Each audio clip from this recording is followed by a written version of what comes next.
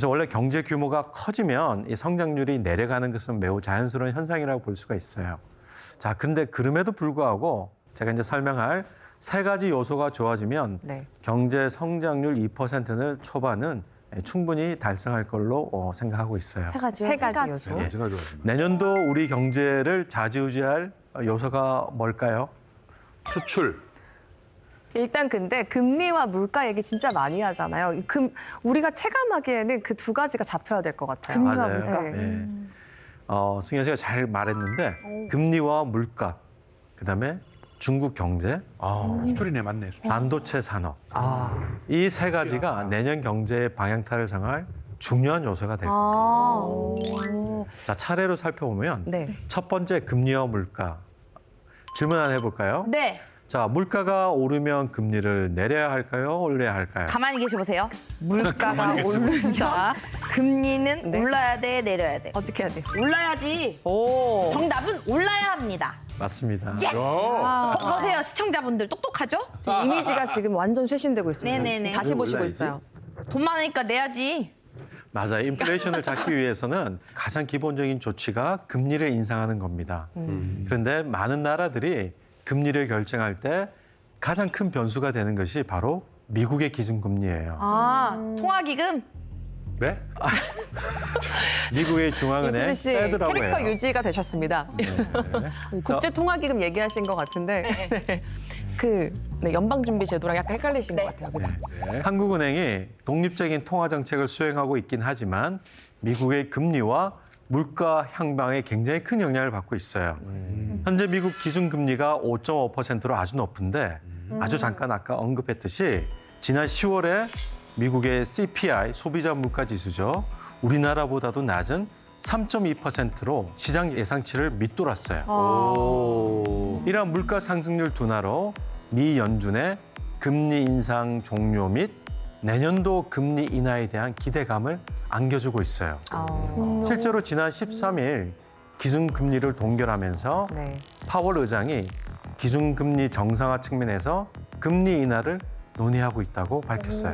한 내년에 한 3번 정도 내릴 수 있다 이랬던 것 같아요. 그렇죠. 드디어. 네. 드디어. 드디어 그래. 그럼 우리나라도 같이 내리고 이렇게 되는 약간. 그럼 그렇죠. 오. 그렇지만 이제 앞으로도 물가 하향세가 지속될 수 알 수 없기 때문에 FOMC 위원들이 금리 인상 가능성도 없지는 않았다고 그래요. 하지만 최소한 내년 상반기까지 현재 수준을 유지하고 상황을 지켜보다가 저는 여름 이전에 금리 인하를 할 가능성이 있다고 생각합니다. 여름 전에. 전에. 오, 요것도 한번 볼만하네. 봄에. 근데 쌤, 궁금한 게 미국은 우리나라보다도 금리를 더 많이 올렸잖아요. 근데도 미국 경기는 딱히 뭐 나빠지는 걸 잘 모르겠고 우리나라는 한번 저기 올렸는데 아주 난리가 나는 것 같고 이게 차이가 돈 찍어내서 그런가요? 왜 그런가요? 미국은 지금 새로운 경제 상황을 맞고 있어요. 일명 뉴노멀이라고 그래요. 고물가인데 그리고 고금리인데도 불구하고 엄청난 고성장을 하고 있거든요. 그리고 고용시장도 굉장히 탄탄하게 받쳐주고 있어요. 노령자가 많이 은퇴해서 신규 노동 수요가 생겼고요. 그리고 이른바 테크 기업들의 고숙련, 고임금 노동 수요가 급증하고 있어요. 그리고 개인 소비가 둔화되고 있지만 그 속도가 완만하게 가고 있거든요. 왜 그런지 아세요? 왜요? 미국은 주택담보대출을 받을 때 70% 정도가 장기 고정금리로 받고 있어요. 와. 지금은 고금리지만 금리가 낮았을 때 고정금리로 돈을 빌렸기 때문에 소비에 대한 타격이 크지 않는 거예요. 변동 아니고. 저는 변동이어가지고 아이고. 이게 계속 올라가는데 소비를 닫게 되더라고요. 우리나라는 고정금리 잘 안 해주는 거예요. 그러니까 다 변동을 하더라고요. 그렇지. 그렇죠. 우리는 아니에요. 네. 그렇다고 한국은행이 금리를 지금 또 내릴 수 있느냐? 그것도 아니에요. 그렇죠. 한국과 미국 간의 금리 차가 2%포인트이기 때문에 자칫하면 외환시장이 흔들릴 수가 있어요. 그래서 겨우 잡아둔 가계부채, 부동산 시장 문제가 또 생길 수가 있거든요. 그래서 무조건 금리를 높인다거나 낮추는 식의 통화정책으로는 해결하기가 어려워요. 그렇다 보니까 한국은행은 뜨거운 아이스 아메리카노를 준비해야 되는 상황이 돼요. 야, 아이스 아메리카노 전문 그래서 용어네요. 개꾼 개그. 네. 물가 안정도 해야 되고 금융 안정도 해야 되고 그리고 경기 안정 이 모든 걸 잡을 수 있는 정책을 폐하기 때문에 많이 어려운 상황입니다. 진짜 어렵겠네요. 아니 그런 정책을 정말 이렇게 공부 많이 하시고 똑똑하신 우리 또 쌤님들이 쫙 모여가지고 토론하시면 나오는 거 아닌가요? 네, 다 많이 나오고 있죠. 네. 그래서 올 상반기와 같이 이 대출 금액을 제한하는 LTV 네. 그리고 상환 능력을 보는 DSR 이런 규제를 통해 가지고 가계 부채를 증가를 막을 수 있는 이걸 거시 건전성 중심의 금융 정책이라고 그래요. 이거로 관리하고 금리는 제레미 스타인이라고 전 연방준비제도 이사가 했던 이런 말이 있어요. 이자율 변화는 모든 바위에 스며든다. 금리는 경제 전체적으로 큰 영향을 미치기 때문에 우리가 미국보다 먼저 금리를 낮추거나 이렇게 하는 것이 쉽지가 않습니다. 근데 이게 뜨겁고 차가운 걸 동시에 해야 되는데 중간에 미지근한 정책이 돼버리면 이도저도 안 될 수 있는 거잖아요. 진짜 잘해야 되겠네요. 그렇죠. 쌤 여름까지 못 버팁니다. 여름까지 우리 자영업자들 개인 또 회생까지 생각하는 못 버팁니다. 빨리 금리 인하하셔야 됩니다. 그러면 선생님 내년에는 물가가 좀 잡힐까요? 네. 각 기관들이 내년 우리나라 소비자 물가 상승률을 2.3에서 2.6% 정도로 제시하고 있거든요. 물가가 어느 정도 잡힐 걸로 전망하지만 서민들이 체감하는 이른바 장바구니 물가는 좀 다를 수 있다고 봐요. 애매하네요.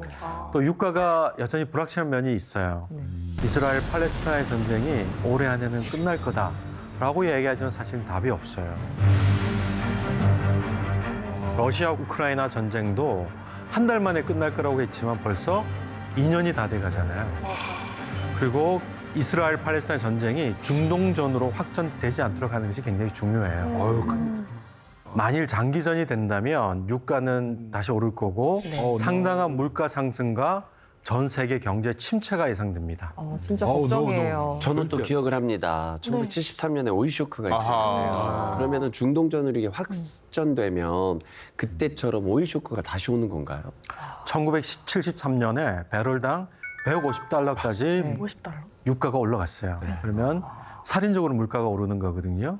근데 그때와 다르게 미국의 전략 비축류가 충분하고요. 그리고 석유를 대체할 셰일가스, 그리고 신재생 에너지 이런 것이 있기 때문에 지금처럼 80달러 후반대와 90달러 초반대에서 등락을 거듭할 것으로 보여요. 하지만 유가가 이전처럼 낮아지지 않는 것은 2024년 한국 경제에 큰 부담 요인이 될 것 같습니다. 내려가야 돼. 또 그리고 다음으로 주목해야 될 두 번째 변수 바로 중국 경제의 회복입니다. 올해 무역 수지 감소는 모두 중국과의 교역에서 비롯되었다고 해도 과언이 아니에요. 그렇다면 왜 대중 교역이 악화됐는지 그걸 살펴보니까 중국의 경기가 매우 더디게 지금 회복되고 있거든요.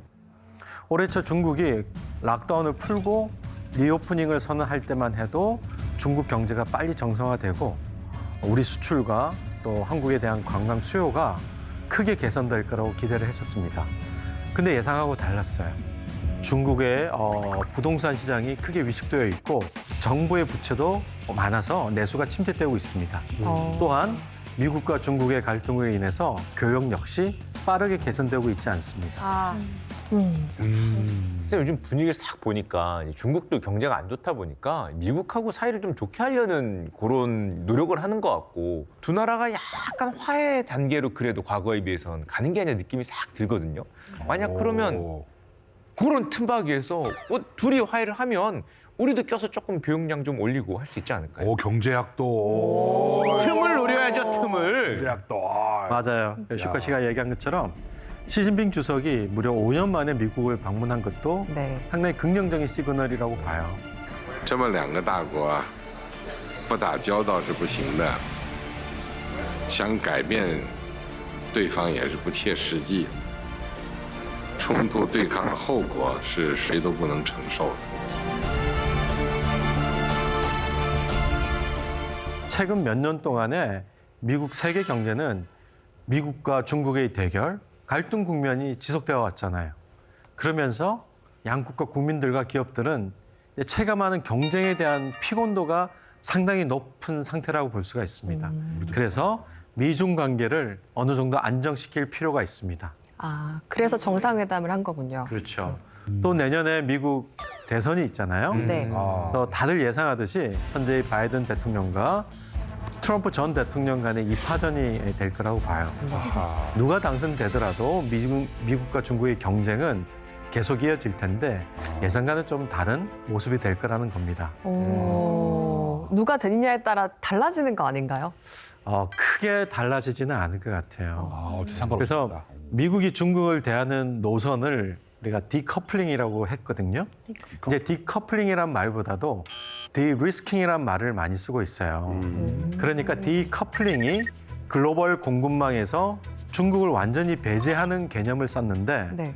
디리스킹은 중국과의 공생을 하면서도 반도체 또 청정 에너지 기술 이런 핵심적인 산업은 한 국가에만 의존하지 않고 탄력적인 공급망을 만들어 나가겠다라고 하는 개념입니다. 그래서 중국을 견제를 하되 지나친 갈등은 피해가자라고 하는 것을 디리스킹이라는 말로 쓰고 있어요. 리스크를 피하자. 모든 분야에서 다 이별하는 건 아니다. 이렇게 그렇습니다. 받아들이면 될까요? 그래서 우리나라도 중국하고 경쟁이 아닌 서로 보완하고 동조하는 관계를 이어가되 중국에 대한 의존도를 줄이는 방향으로 가야 됩니다. 그렇겠죠. 예전에 안미 경중이란 말을 많이 썼거든요. 근데 이제 옛말이 되었어요. 안보는 미국, 경제는 중국. 그런데 이제는 중국의 빈틈을 미국을 비롯해서 인도, 호주 등 다른 국가들이 채우고 있어요. 네. 특히 우리나라의 최대 수출 비중이 이제 미국으로 넘어가고 있고 우리나라의 최대 무역 흑자국이 미국이에요. 그래서 자동차, 반도체, 주력 품목 수출이 호조세를 이어가고 아세안 국가의 경우에도 선박, 석유 제품 수출이 증가했습니다. 그 눈에 띄게 이제 증가하고 있는 건 아니지만 미국하고 중국 간의 그 기술 패권 경쟁에 따른 탈세계 흐름 속에서도 우리나라가 경제적인 수혜국이 될 수 있는 좋은 시점이라고 보거든요. 그리고 미중 갈등이 격화되면서 우리나라의 반도체 산업이 중국의 기술 추격을 한 5년에서 10년 정도 멈추겠다는 점도 아주 긍정적인 요인으로 작용할 거라고 봐요. 또 중국은 서방 국가들과의 경제적 협력이 좌절되는 상황에서 한국을 중요한 기술적 통로이자 경제적 파트너로 생각하고 있기 때문에 대중국 수출도 되살아날 수 있습니다. 그래서 미국에서는 중국 기업이 없고 중국에서 미국 기업이 없는 틈을 잘 비집고 살아야죠. 하지만 올해처럼 중국 경제 회복세가 더딜 수 있는 가능성이 있기 때문에 여기에 대한 대비를 해서 좀 더 수출 시장을 넓히고 발굴해 나가는 것이 필요하다고 봅니다. 어쨌든 뭐 말씀 듣다 보면 우리가 잘 해야 되지만 우리 입장이 정말 박 터지네요. 네, 중국하고 미국 사이에서. 항상 그런 변수를 고려해서 우리가 어떻게 될지 봐야 되니까. 힘을 더 기르고 그래서. 기술을 더 좀 키우고. 네. 진짜. 자, 그러면 이제 2024년 한국 경제에 이제 변수로 작용할 세 번째 요소에 대해 얘기해 보겠습니다. 네. 세 번째. 우리나라 수출 품목 1위가 뭘까요? 반도체. 예, 다들 잘 알고 계시네요. 땡과 함께를 몇 년 동안 똑똑이. 했는데요. 맞아요. 우리나라 올해 수출이 악화된 가장 큰 이유가 반도체 산업 부진에 있어요. 앞서 얘기했듯이 이제 회복 조짐이 나타나고 있지만 좀 더 보수적으로 보면 반도체 업계의 반등 시기가 내년 2, 4분기부터 될 것 같아요. 왜냐하면 네. 지금 반도체 경기 활성화에 네. 가장 큰 걸림돌이 바로 인플레이션입니다. 이것이 조금씩 잡히고 있고 그렇게 인플레이션이 잡히면 금리를 인하할 수 있고요. 네. 그러면 투자 확대가 가능하기 때문에 그래서 수요도 많이 늘어나는 거죠. 자, 이거 한번 보세요. 네. 이건 미국 텍사스주에 있는 삼성 반도체 공장이에요.